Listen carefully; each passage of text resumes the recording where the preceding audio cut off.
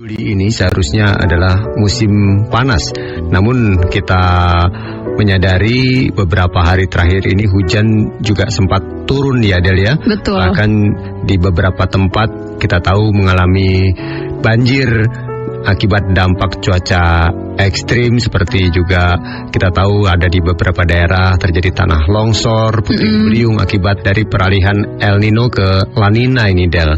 Dan Badan Nasional Penanggulangan Bencana atau BNPB menyebut dampak fenomena peralihan cuaca dari El Nino ke La Nina ini mulai dirasakan oleh masyarakat di sejumlah daerah pada sisi utara ekuator di Indonesia ini Del. Betul, dan Kepala Pusat Data Informasi Komunikasi Kebencanaan BNPB Abdul Muhari mengatakan dampak peralihan cuaca ke La Nina ini memicu peningkatan hujan hingga menimbulkan bencana hidrometeorologi basah seperti banjir bandang, angin puting beliung dan juga tanah longsor ya San ya. Seperti diketahui bahwa El Nino yang terjadi sejak Juni 2023 mencapai puncaknya pada Oktober 2023, memberikan dampak signifikan tentunya di berbagai wilayah Indonesia. Di pulau-pulau seperti Jawa, Bali, Nusa Tenggara Barat dan Nusa Tenggara Timur, musim kemarau berlangsung lebih lama dan lebih kering dari biasanya. Akibatnya kebakaran hutan dan juga lahan meningkat tajam ya, mengakibatkan penurunan kualitas udara yang mengkhawatirkan. Nah, dampak ekonomi juga dirasakan ya Del ya, terutama di sektor pertanian. Betul. Di mana beberapa daerah pendengar mengalami gagal panen yang memicu krisis pangan dan air. Nah, kondisi ini juga diperparah dengan ketersediaan air bersih yang semakin menipis, menambah beban bagi masyarakat tentunya. Dan El Nino ini diperkirakan akan berakhir pada Februari 2024 dan memberikan harapan akan kembalinya kondisi yang lebih normal tentunya. Betul. Namun setelah El Nino, Indonesia diperkirakan akan menghadapi La Nina mulai Juli 2024 ini hingga Maret 2025 ini Del, menurut perkiraannya ya. Dan fenomena ini pendengar biasanya akan membawa peningkatan curah hujan, terutama di wilayah seperti misalnya Jawa, Bali, Nusa Tenggara Barat dan Nusa Tenggara Timur. Dan meskipun memberikan harapan akan ketersediaan air yang lebih baik, namun La Nina juga membawa risiko banjir dan tanah longsor tentunya di beberapa daerah ini Del. Ya, dan selain itu peningkatan curah hujan juga tentunya dapat menyebabkan gagal panen ya di beberapa wilayah. Nah, kalau sampai gagal panen, ini akan menyebabkan atau mengancam ketahanan pangan nasional ya. Penyakit yang berhubungan dengan cuaca pun seperti malaria dan demam berdarah juga diprediksi meningkat seiring dengan kondisi lingkungan yang lebih lembab. Benar. Dan sejauh ini Del, Badan Meteorologi, Klimatologi dan Geofisika BMKG juga terus memantau ya perkembangan kedua fenomena ini di Indonesia, di mana BMKG secara berkala juga merilis informasi dan peringatan dini tentang potensi dampak yang mungkin terjadi, dan masyarakat ini dihimbau untuk mengikuti perkembangan informasi ini dan mengambil langkah-langkah antisipatif seperti misalnya menyiapkan stok pangan dan air serta meningkatkan kesadaran akan risiko penyakit begitu. Iya, nah bencana akibat banjir tentunya tidak hanya dirasakan di Indonesia, tapi juga di Tiongkok, di mana belum lama ini sekitar 2.000 petugas penyelamat berpacu dengan waktu untuk memperkuat sebuah pematang menyusul jebolnya tanggul pada Jumat 5 Juli lalu di danau air tawar terbesar kedua di Tiongkok yang terletak di Provinsi Hunan, Tiongkok Tengah. Jadi akibat banjir tersebut, maka pematang tersebut harus diperkuat ya, karena dianggap sebagai garis pertahanan kedua. Dan jarak pematang ini sangat dekat, hanya sekitar 2 km dari tanggul yang jebol dan memiliki panjang 14,3 km. Iya, dan menurut Chen Wenping, ini seorang petugas pengawas tempat, dia mengatakan ini merupakan tugas yang sulit Del, karena pematang ini tidak sekuat tanggul yang jebol tadi gitu ya, dan belum pernah digunakan untuk membendung air sejak tahun 1996, dan sejauh ini tim penyelamat sudah membersihkan bagian kaki pematang tersebut dan menempatkan karung-karung pasir di sisi pematang. Dan berkat usaha keras dari tim penyelamat yang berusaha menutup kebocoran tanggul, keesokan harinya pada pada hari Sabtu, ketinggian air yang berada di dalam dan di luar tanggul yang jebol ini sudah sejajar dengan aliran air yang melambat. Namun akibat kejadian ini sekitar 5.000 penduduk di daerah tersebut terkena dampaknya dan mereka kemudian sudah direlokasi ke tempat yang lebih aman. Dan sejauh ini memang belum ada laporan terbaru mengenai warga yang terjebak atau korban jiwa ya.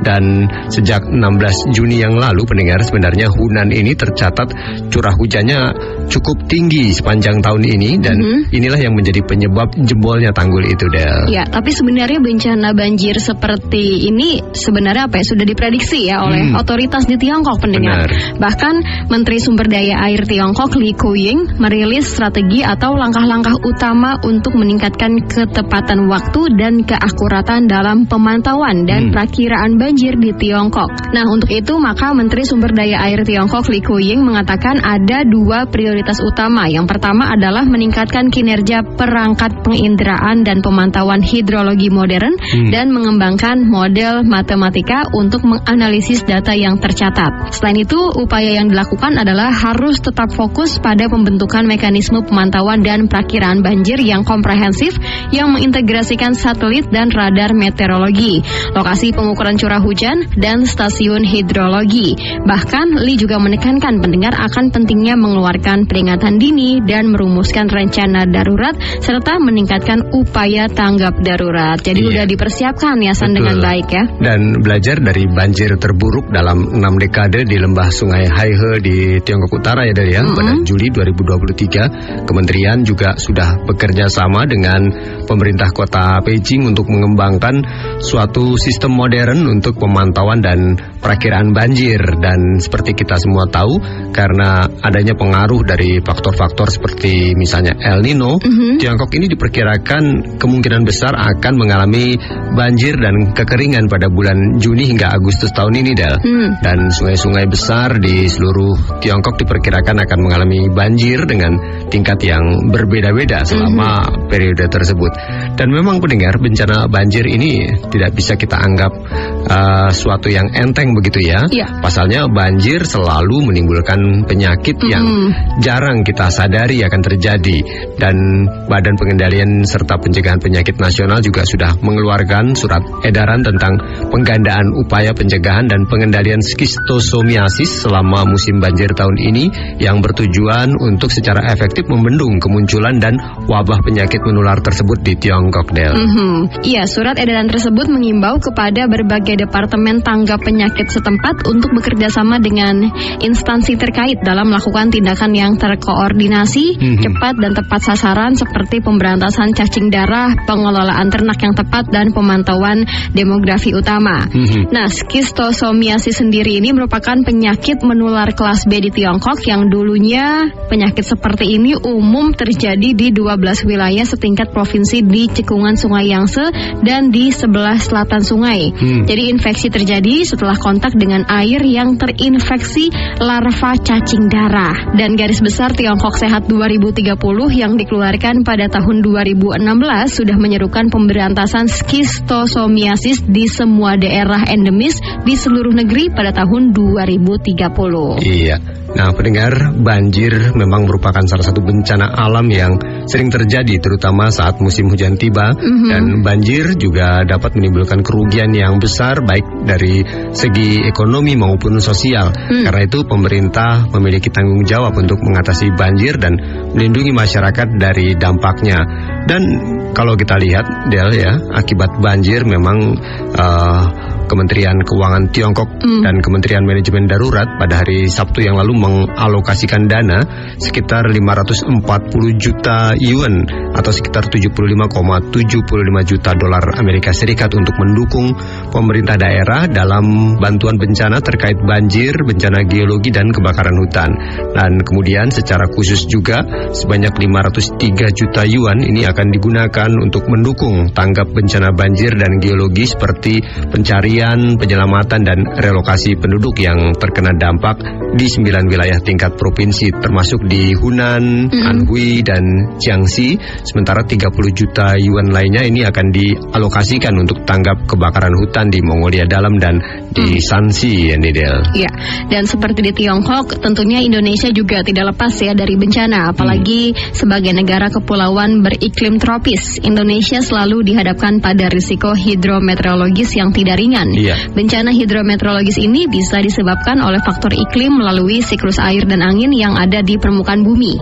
Oleh karena itu, informasi cuaca ini sangat dibutuhkan untuk mengantisipasi bencana hidrometeorologis seperti banjir dan kekeringan. Betul. Dan kalau bicara tentang antisipasi bencana seperti banjir dan kekeringan, Tiongkok sudah mengantisipasi dengan meluncurkan satelit cuaca. Contohnya adalah satelit Fangyun 3F ya, yang secara resmi sudah memulai layanan operasional pekan ini. Dan yang menarik dari satelit ini adalah menyediakan layanan di berbagai bidang, seperti ada perakiraan cuaca, prediksi iklim, pemantauan bencana, dan pemantauan lingkungan. Karena dilengkapi dengan 10 instrumen operasional, satelit ini juga mampu melakukan pengamatan spektrum penuh, spektrum tinggi, dan kuantitatif. Nah, tentunya dengan kemampuan ini secara signifikan meningkatkan ketepatan pengamatan kondisi atmosfer global dan lingkungan permukaan, termasuk informasi profil suhu dan kelembaban atmosfer, jejak gas, dan juga keseimbangan radiasi bumi. Dan selama pengujian serta operasi uji coba di orbit ya Dan ya, sistem ini sudah menunjukkan manfaat praktis dengan memantau peristiwa cuaca secara efektif, seperti misalnya curah hujan yang lebat baru-baru ini di bagian tengah dan hilir Sungai Yangtze. Dan nantinya satelit ini akan terintegrasi ke dalam jaringan operasional bersama dengan satelit meteorologi Fangyun lain di orbit, sehingga memiliki keunggulan dalam pengamatan yang sinergis untuk mendukung operasi pemantauan yang tepat tentunya. Nah, pendengar, itu tadi perbincangan singkat kami mengenai bencana banjir dan antisipasinya. Tentunya kita yang berada di Indonesia ini yang seringkali dihadapkan oleh bencana banjir agar selalu waspada dan siap siaga juga ya Dan ya, dalam mengantisipasi adanya bahaya banjir yang